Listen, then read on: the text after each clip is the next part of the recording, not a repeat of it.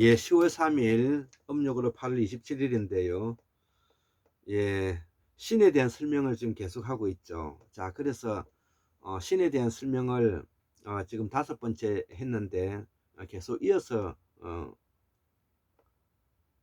하면 더 좋을 것 같습니다. 자, 그래서 이 신이 만들어내는 세상이 바로 우리가 우주 창조설이고요.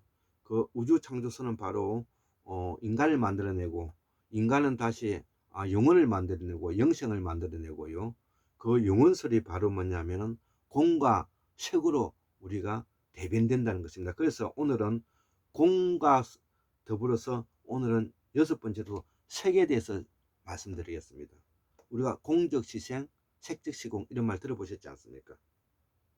예, 그리고 이 골장의학에서 또 한국문명학술원에서 그 다음에 국제대체총연회에서 이야기하는 것은 서양과 동양 철학과 서양 종교와 동양 철학을 한 묶음으로 통섭의학으로 함께 공부하는 통섭 학문이고 통섭의학이 되는 것입니다. 그렇기 때문에 이제는 모든 학문이 하나로서 묶여져가는 시대에 돌입했고, 이거를 지금 현재 제가 시도하고 있는 것입니다. 자, 그래서 그러면 색은 무엇이냐는 것이 우리가 색, 빛깔이 바로 물질이라는 것입니다. 우리가 지금 태양에서 비치는 그 빛깔은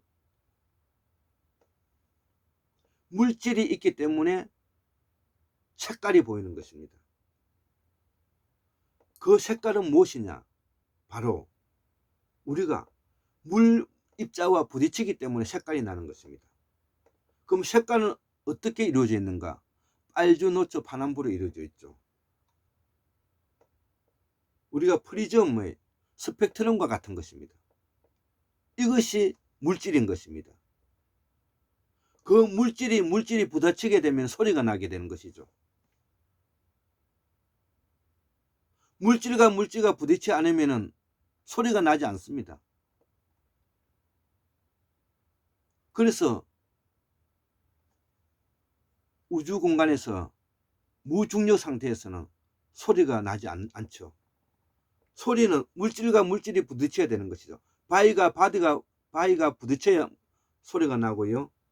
물입자와 물입자가 부딪혀야만이 번개가 나고요. 천둥 소리가 나는 것입니다. 번개와 천둥 소리 그 자체가 바로 빛깔인 것입니다. 우리말 빛깔라. 산스크리트도 마찬가지인데 VIKALA 빛깔라. 우리가 쓰고 있지 않습니까? 빛깔. 자, 그래서 이 빛깔려는 시간이며 물질이다. 예. 자, 여기서 이제 시간적인 개념이 나오고 공간적인 개념이 나오는 겁니다. 자, 이 빛깔이라는 속에서 이제 시간적인 개념이며 물질이라는 것이죠. 이게 중요한 내용인데요. 우리가 시간과 공간 이런 말을 들어보지 않습니까? 시간과 그 공간, 시간적, 공간적 개념을 넘어서서 이런 말 많이 쓰지 않습니까? 자, 그래서 어쨌든 이 빛깔려는 물질이고 이것이 시간이고, 시간의 물질의 부딪힘으로 인해서 우리가 소리를 만들어낸다.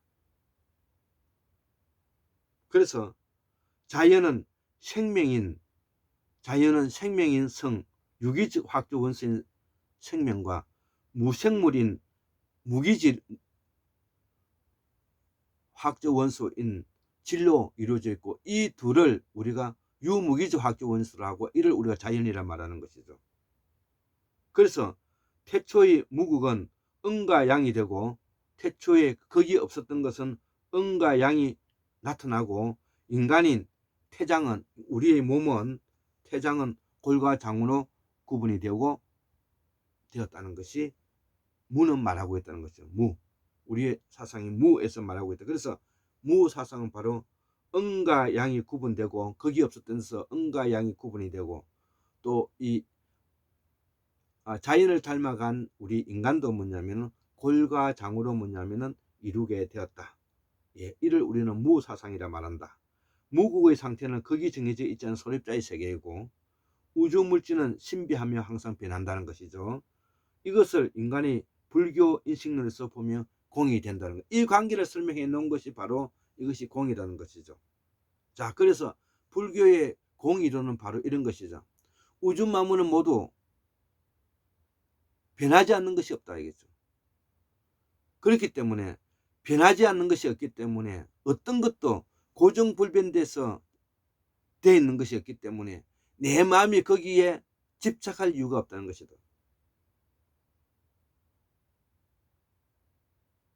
이걸 우리가 공이라고 말하지 않습니까? 그 유명한 용수보살님께서 이 이론을 확립하고 정리해 놓은 것이죠. 예. 시타르타 선생께서 이 고민을 바탕으로 했는데 이를 종합 정리한 사람은 용수보살인 것입니다.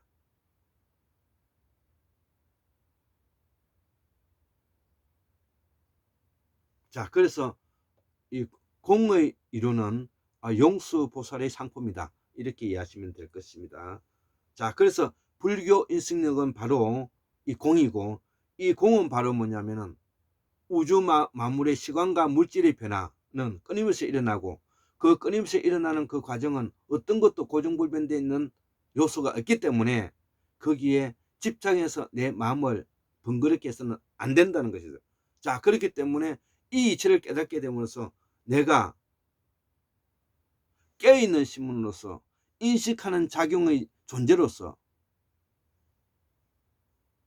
마음으로서 생각으로서 기분 느낌 짜증의 감정으로서 항상 나는 깨어 있어야 된다고 말하고 기독교에서는 정신 차리라고 말을 하는 것입니다. 믿음을 가지고 정신 차리는 말을 그래서 하는 것입니다. 항상 뭐냐면은 깨어 있으라고 불교에서는 다고치고 있는 것입니다. 자, 그래서 불교는 종교가 아니고요. 불교는 어머니의 태사상이요 철학이고 이는 열애장 철학이기도 하고 이것을 우리가 고의 출발이라고도 한다는 것이죠. 이 여러 가지 그런 집착으로부터 벗어나는 것을 우리가 고의